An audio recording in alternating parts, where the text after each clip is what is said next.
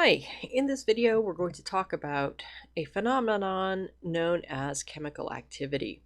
So this is a phenomenon that occurs in solutions with relatively high concentrations of ions. In order to understand it, we need to think about what happens to ions in aqueous solution. When we say that an ionic compound like sodium chloride dissolves, what we mean is that the ions separate from each other and they become solvated. In other words, they are surrounded by water molecules. And the water molecules are going to orient themselves so that the partial negative charges on the oxygen end of the water molecules orient themselves towards the cations, which have a positive charge, and then the positively charged portion of the water molecules on the hydrogen end orient themselves towards the anions because of their negative charge. Now, in this slide, it's pretty much a simplification because this is two-dimensional, and of course, water molecules are three-dimensional. As you can see, if you look at the water molecules surrounding the chloride anion, all the negative sides of the water molecules are facing outward, and that will in and of itself attract positively charged ends of water molecules, and so on. The same thing would happen with the sodium ion. You would get a second and possibly even a third shell of water molecules solvating the ion. I just haven't shown that here because there's no room for it. So now let's think about what happens when you have a very concentrated solution of ions. Something like, let's say, seawater.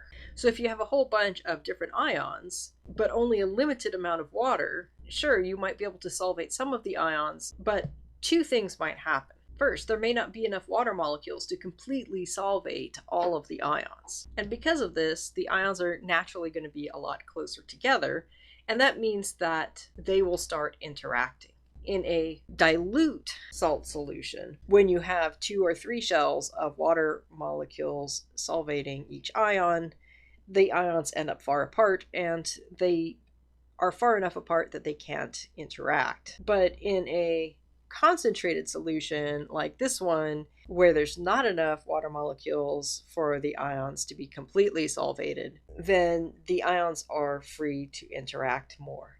So because we're going to have these ion-ion attractions which are occurring, and those are stronger in magnitude than ion-dipole attractions, many of those ions are not going to be available to react with other things, and therefore all of the ions in solution will be less available for reaction in general. So the concentration of each of these ions that's available to react with other things is going to be slightly less than the theoretical maximum, or maybe not slightly less, it might be very much less depending on how many ions there are.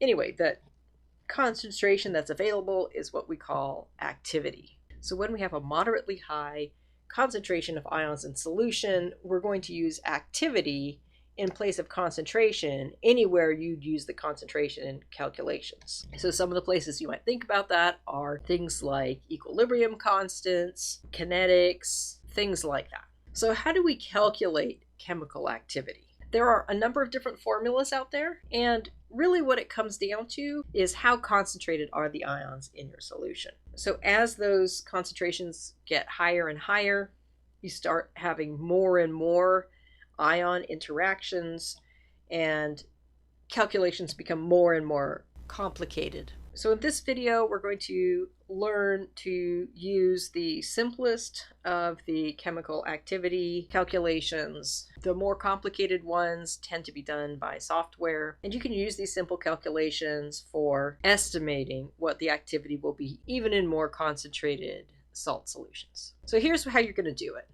First, you're going to calculate the molarity and the molality of each component in the solution. So we use molarity a lot in chemistry, and I'm fairly certain you are familiar with that. If you don't remember molality, I'm going to drop a link to a video about that down below. The next thing you're going to do is you're going to calculate the ionic strength of the entire solution. This is a little more complicated than knowing how concentrated your ions are, because different ions have different charges, and the higher the charge, the more that ion is going to contribute to the ionic strength. Once you have calculated the ionic strength, you're going to calculate what we call the activity coefficient. And as I said before, we're doing the most simplified version here, so we'll be using the Debye-Huckel equation. And then finally, we're going to calculate the activity by multiplying the activity coefficient by the molarity. Let's start by talking about step number 1, which is calculating the ionic strength. And this is how we're going to basically figure out how strong the ion-solvent interactions will be in our system. I have the equation here, and let's talk through what these mean. So we use the Greek letter mu to represent ionic strength. There are some books out there that actually use I for ionic strength. So if you have one of those books, use that. But it's the same formula no matter what they use. So then we have 1/2 times this sum. Basically, take each component of your mixture, perform this calculation for that component, and then go on and do all the other components and add them all up. So the m sub I is the molality of that particular ion. The z sub I, and this is squared, is going to be the charge of the ion.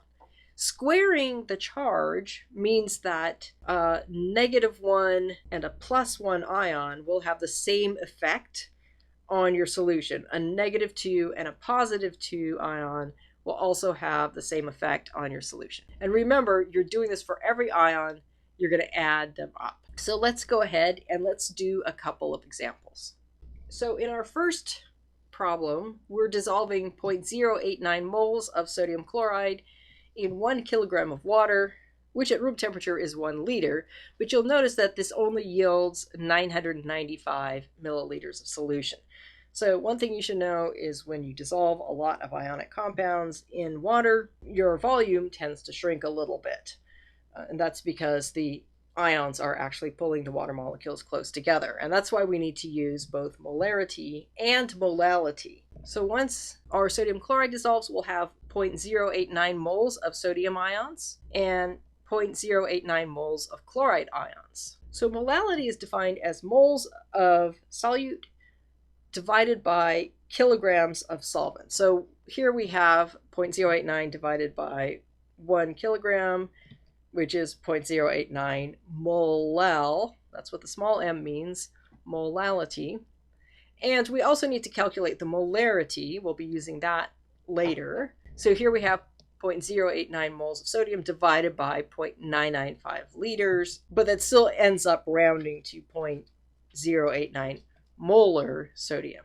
So then we can go ahead and do the same calculations for chloride, and since we have the same numbers for chloride, we're going to end up with the same molality and molarity.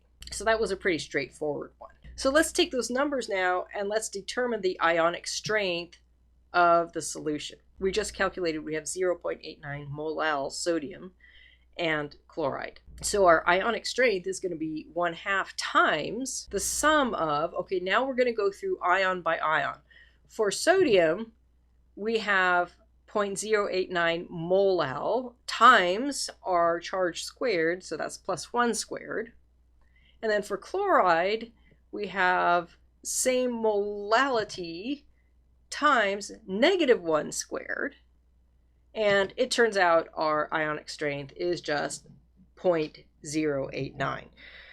So that seems rather anticlimactic. But let's look at a more complicated problem. In this problem, we're dissolving 0.074 moles of sodium chloride and 0.023 moles of sodium carbonate. Again, we're dissolving this in 1 kilogram of water, and it's a slightly more salty solution, so we end up with 990 milliliters of solution. And we're going to calculate the ionic strength. But before we do that, we need to calculate the molarity and molality of each component in the solution. So I'm going to start with the anions, and I'm doing that for a very specific reason. Chloride, we have 0.074 moles after we dissolve everything, and we have 0.023 moles of carbonate. Let's calculate the molality of chloride. We have 0.074 moles, in 1 kilogram of water, which means 0.074 mol L. For molarity, we have 0.074 moles divided by 0.99 liters, and that gives us 0.023 divided by 1 kilogram, or divided by 0.99 liters, and we're going to get 0.023 mol L and molar carbonate. Now let's talk about sodium. We're getting sodium in the solution from two different sources. We get 0.074 moles of sodium from sodium chloride, and then our 0.023 moles of sodium carbonate will also give us some sodium. And since there are 2 moles of sodium in every mole of sodium carbonate, that's going to be 2 times 0.023. And so we have a total of 0.120 moles of sodium.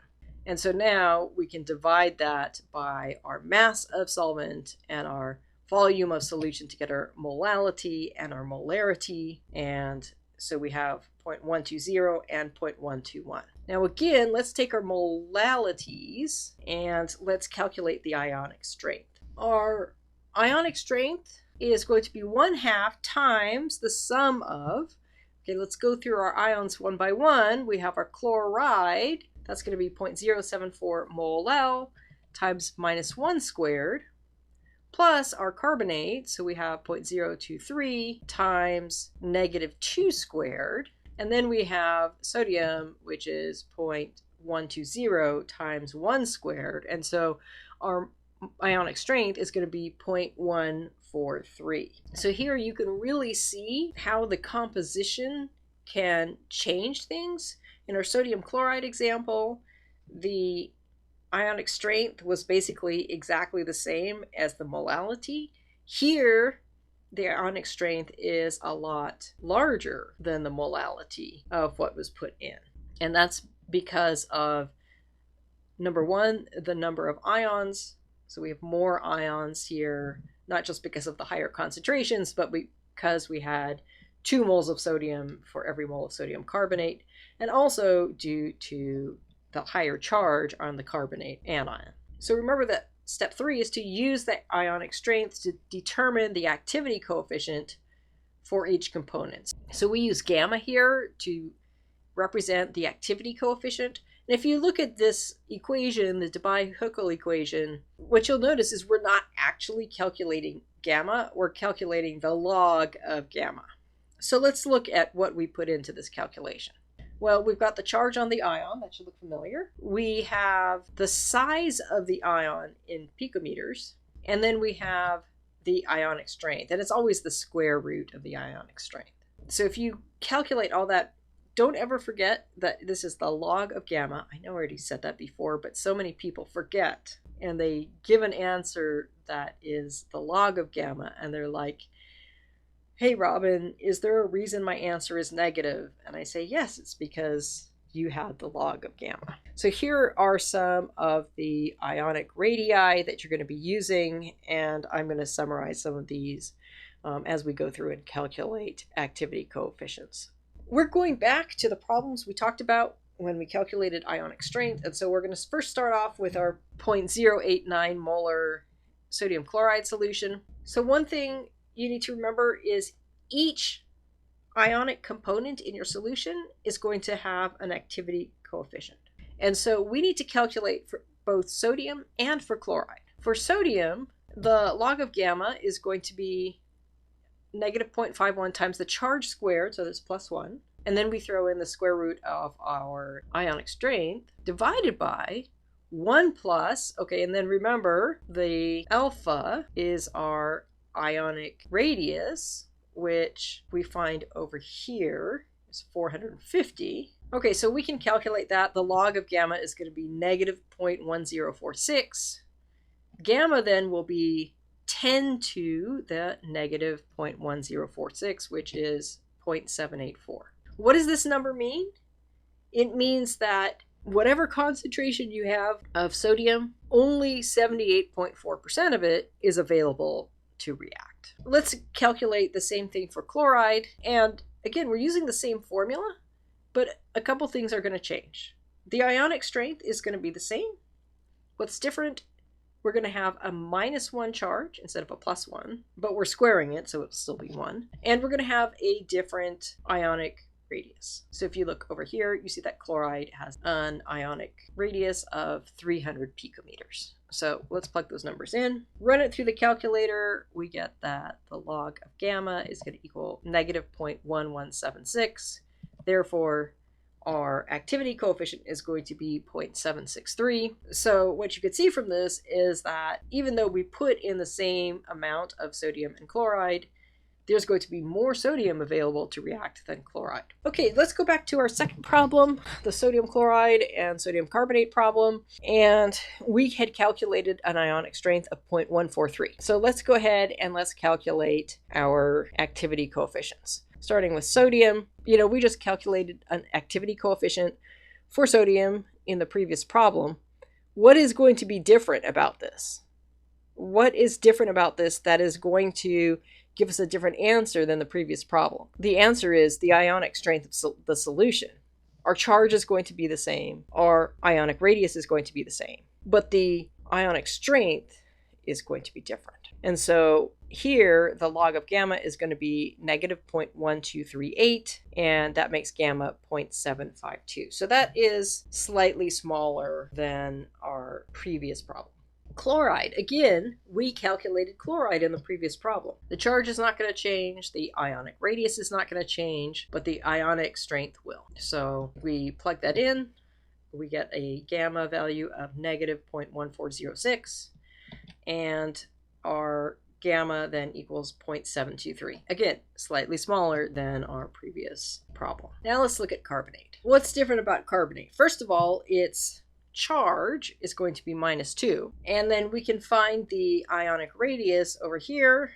It is 450. And so we get the log of gamma is -0.4952. This is more negative than our previous gamma values that we've seen by a considerable amount, which means that our gamma value, after we do 10 to the -0.4952, is going to be much smaller at 0.320. What this tells us is that even in this relatively dilute solution of sodium carbonate and sodium chloride, you're only going to have 32% of your carbonate available to react. What we do with these activity coefficients, these gamma values, is we multiply them by the molarity to get the activity. So you remember back at the beginning, we calculated both the molarity and the molality.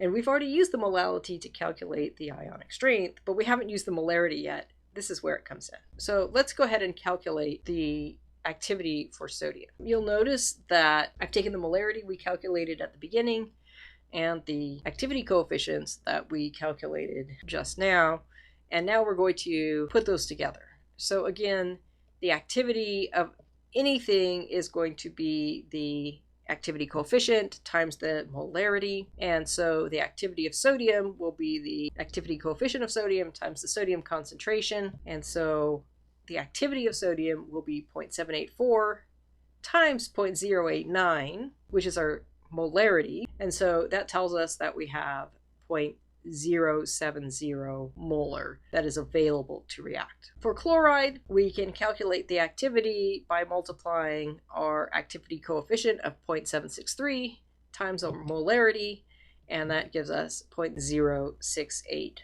molar. Again, notice that we have a smaller activity of chloride than we have of sodium. Now let's look at our second problem.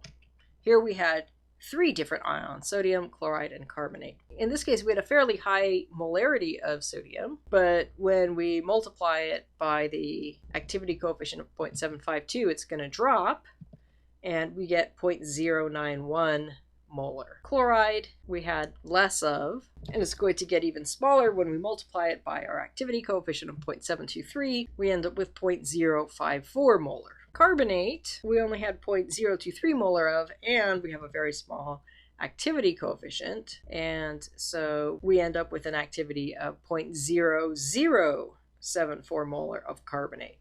So carbonate is not going to be very reactive in the solution. Okay, so I've talked you through the math of chemical activity. And now let's talk about the why. Why do we go through all this rigmarole? First of all, it explains differences in reactivity. One of the things you may remember back from your Gen Chem days is that sometimes you get a less than ideal yield. So you have your theoretical yield, which is how much you're supposed to produce from a reaction. And then you have your actual yield, what you actually get. And it's rarely 100%.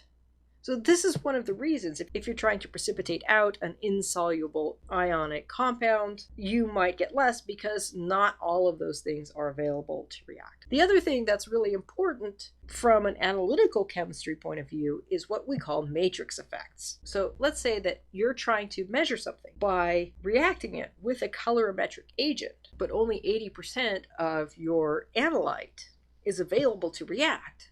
Well, you're not going to measure all of your analyte. And so when we talk about dealing with matrix effects, what we're talking about is dealing with this sort of interference. This is interference on the molecular level.